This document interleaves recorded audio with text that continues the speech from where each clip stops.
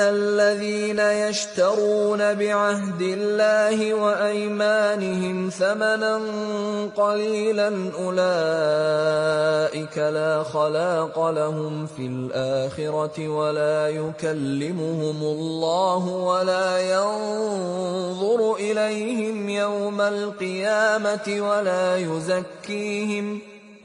يزكيهم ولهم عذاب علیم۔ سورہ آل عمران آیت نمبر 77 میں اللہ تعالیٰ فرماتے ہیں، بے شک وہ لوگ جو اللہ تعالیٰ کے عہد اور اپنی قسموں کو تھوڑی قیمت پر بیچ ڈالتے ہیں، ان کا آخرت میں کوئی حصہ نہیں ہوگا، اور قیامت کے دن نہ اللہ ان سے بات کرے گا، نہ انہیں رعایت کی نظر سے دیکھے گا، نہ انہیں پاک کرے گا، اور ان کا حصہ تو بس عذاب ہوگا انتہائی دردناک۔ ان الذین یشترون، بے شک وہ لوگ کسی چیز کے بدلے خرید لیتے ہیں۔ لفظ یشترون شرع سے نکلا ہے، جس کے معنی کسی چیز کے بدلے لینا یا دینا ہے۔ بعہد اللہ، عہد اللہ سے یہاں مراد ہے اللہ کے احکامات جو کتاب اور شریعت میں ہم پر فرض ہے، یعنی جو لوگ اللہ کی کتاب اور شریعت کو تھوڑی قیمت کے عوض بیچ دیتے ہیں۔ وَأَيْمَانِهِمْ، اور ایمان یعنی ہر قسم کے عہد و پیمان جو بندوں کے درمیان ہوتے ہیں، پکے قول اور قرار۔ عہد اللہ اور ایمان یعنی ناحق تھوڑے سے فائدے کے لیے خراب چیز کو اچھا بتا کر بیچنا، کسی بھی طریقے سے اصل قیمت سے زیادہ قیمت وصول کرنا، حتیٰ کہ اگر کوئی انجانے میں کم قیمت میں بیچ رہا ہو اور آپ یہ جان گئے ہوں کہ اس کی قیمت زیادہ ہے اور بیچنے والے کو اس کا ادراک نہیں، اس وقت اس کی اصل قیمت ادا کرنا عہد اللہ اور ایمان کا تقاضا ہے۔ بخاری کی روایت ہے، عبداللہ بن اوفا سے ایک شخص نے بازار میں اپنا مال رکھا اور مسلمان کو پھانسنے کے لیے جھوٹی قسم کھا کر کہنے لگا، مجھے اس مال کی اس سے زیادہ قیمت ملتی ہے، حالانکہ اتنی ملتی نہیں تھی۔ تو اللہ تعالیٰ نے اس آیت کو نازل کیا۔ مال کی اصل قیمت کو چھپا کر اپنے ایمان کو تھوڑی سی قیمت میں بیچنا اور اپنے بھائی کو لوٹنے والے کے بارے میں اللہ تعالیٰ فرما رہے ہیں کہ آخرت میں کوئی حصہ نہیں۔ آخرت کے چند حصوں کو زیر بحث لے آتے ہیں تاکہ جان سکیں کہ معمولی سی قیمت پر کتنی بڑی قیمت سے ہاتھ دھو بیٹھیں گے، تاکہ اس آیت کے مفہوم کو بہتر انداز میں سمجھا جا سکے۔ پہلے زمین کی بات کر لیتے ہیں۔ موجودہ حال میں تاریخ میں ایک آدمی کی ملکیت میں زیادہ سے زیادہ کتنی زمین ہوگی؟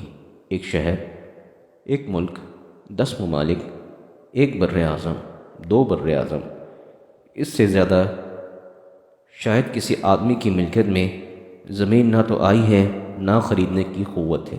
آخرت میں غریب سے غریب جنتی کے پاس ایک پوری دنیا ہوگی، اور زیادہ سے زیادہ جو زمین جنتی کے نصیب میں آئے گی، اس میں جو ایک درخت ہوگا، اس کی ایک شاخ کے نیچے اگر گھوڑا دوڑنا شروع کرے تو 100 سال لگیں گے اس شاخ کے اختتام تک پہنچنے کے لیے۔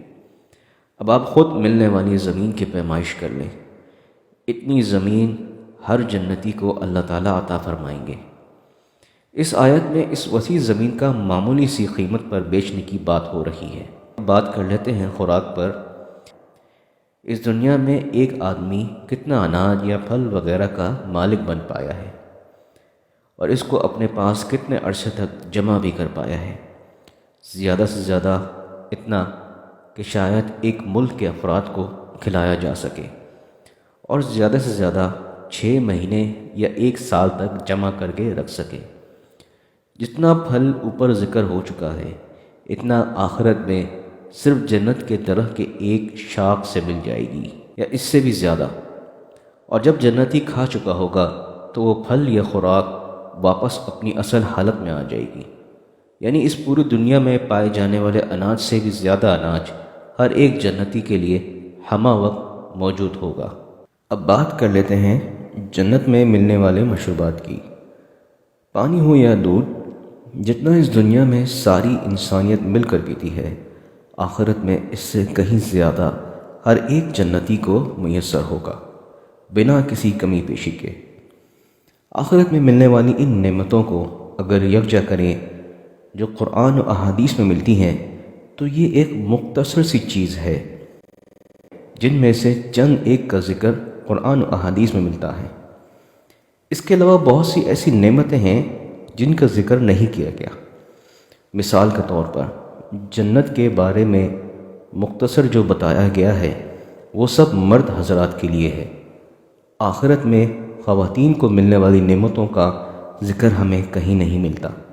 اب اس آیت کو دوبارہ پڑھتے ہیں۔ وہ لوگ جو لے لیتے ہیں اللہ کے عہد کے عوض اور قسموں کے عوض، یعنی جھوٹی قسمیں کھا کر پیسے کماتے ہیں، ثمناً قلیلاً، دنیا کے تھوڑے سے فائدے کے لیے، ان کے لیے اللہ تعالیٰ اس آیت میں فرماتے ہیں اولئک لا خلق لهم فی الآخرہ، ایسے لوگوں کا آخرت میں کوئی حصہ نہیں۔ ولا یکلمہم اللہ، نہ اللہ ان سے بات کرے گا۔ ولا ینظر الیہم یوم القیامہ، نہ انہیں رعایت کی نظر سے دیکھے گا۔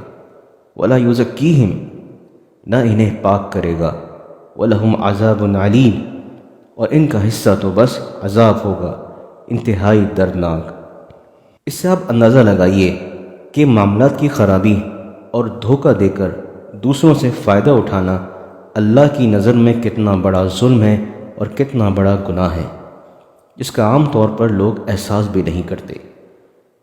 اسی طرح کچھ اور لوگ بھی ہیں جن کی طرف قیامت کے دن اللہ تعالیٰ نہیں دیکھے گا اور نہ ان کی بات سنے گا۔ ایک وہ جس کے پاس بچا ہوا پانی ہو اور وہ کسی مسافر کو نہیں دیتا ہو۔ دوسرا وہ شخص جو امام سے بیعت کر کے مال نہ ملنے کی وجہ سے بیعت پوری نہیں کرتا، یعنی دنیاوی منافع کی خاطر بیعت کرتا ہے۔ اسی طرح قیامت کے روز اللہ اس عورت پر بھی نظر اٹھا کر نہ دیکھے گا جو شوہر کی ناشکری کرے، حالانکہ عورت کسی بھی وقت شوہر سے بے نیاز نہیں ہو سکتی۔ ایک اور روایت میں آتا ہے بہت قسمیں کھانے والا تاجر، تکبر کرنے والا فقیر، وہ بخیل جس سے کبھی احسان ہو گیا ہو تو جتائے، یعنی کسی کا تھوڑا کام کر کے کسی سے لے دے کر احسان جتانا اور احسان کا پرچار کرنا، اللہ تعالیٰ ایسے لوگوں سے بھی سخت ناخوش ہے۔ یہود میں یہ برائیاں عام ہیں۔ اس کے علاوہ قومی یا رنگ و نسل کا فرق آ جائے تب بھی انسان دوسرے کے حق غضب کرنے لگتا ہے۔ ایسے لوگوں کے لیے اس آیت میں سزا بتائی گئی ہے۔ اس طرح کے معاملات گھروں میں بھی ہو جایا کرتے ہیں، یہاں تک کہ بچوں کے درمیان بھی ہو جایا کرتے ہیں۔ مثال کے طور پر گھر میں دو بچوں کی کوئی چیز ملتی جلتی ہو، ایک نے اپنی چیز کھو دی، دوسرے کی اٹھا لی اور اٹھا کر قسم کھا لی کہ یہ تو میری ہے، جبکہ اس کی چیز کھو چکی تھی اور یہ اس کی نہیں تھی۔ تو ایسی آیت گھر والوں کے ساتھ ضرور شیئر کریں، کیونکہ معمولی سمجھی جانے والی باتیں بڑے گناہ یا برائی کا سبب بنتی ہیں۔ اچھی تربیت دینے کی کوشش کریں اور یہ ہرگز نہ سمجھیں کہ ابھی یہ بچے ہیں، بڑے ہو کر سمجھ جائیں گے۔ نہیں، اس کے برعکس یہ باتیں بچپن ہی میں سمجھ آ جائے تو بڑے ہو کر پختگی اختیار کرے گی۔ اشعث بن قیس کہتے ہیں کہ یہ آیت میرے حق میں اتری ہے۔ میرے چچا زاد بھائی کی زمین میں میرا کنواں تھا، زمین میرے چچا زاد بھائی کی تھی، کنواں میرا تھا، اس لیے میں دعویٰ کیا کہ کنواں میرا ہے۔ آپ صلی اللہ علیہ وآلہ وسلم نے فرمایا اگر تم یعنی چچا زاد بھائی یہ دعویٰ کرتے ہو تو گواہ لاؤ، ورنہ قسم لی جائے گی۔ پھر اشعث بن قیس کہنے لگے یا رسول اللہ، یہ تو قسم کھا لے گا تو پھر میرے پاس کیا رہے گا؟ اس بات پر آپ صلی اللہ علیہ وآلہ وسلم نے فرمایا جو قسم کھا کر کسی کا مال ہتھیا لے قیامت کے دن وہ اس حال میں ملے گا کہ اللہ اس پر شدید غضبناک ہوگا۔ تو جو لوگ اپنے قول و قرار کو پورا نہ کریں، خواہ وہ اللہ کے ساتھ ہو یا بندوں کے ساتھ، ایسے لوگوں کا آخرت میں کوئی حصہ نہیں۔ اور اس آیت میں اس گناہ کی سزا بھی سنائی جا رہی ہے۔ اولئک لا خلاق لهم فی الآخرہ، ایسے لوگوں کا آخرت میں کوئی حصہ نہیں۔ ولا یکلمہم اللہ، نہ اللہ ان سے بات کرے گا۔ ولا ینظر الیہم یوم القیامہ، نہ انہیں رعایت کی نظر سے دیکھے گا۔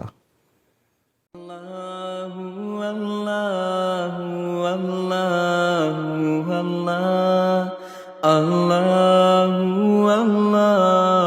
اللہ اللہ اللہ اللہ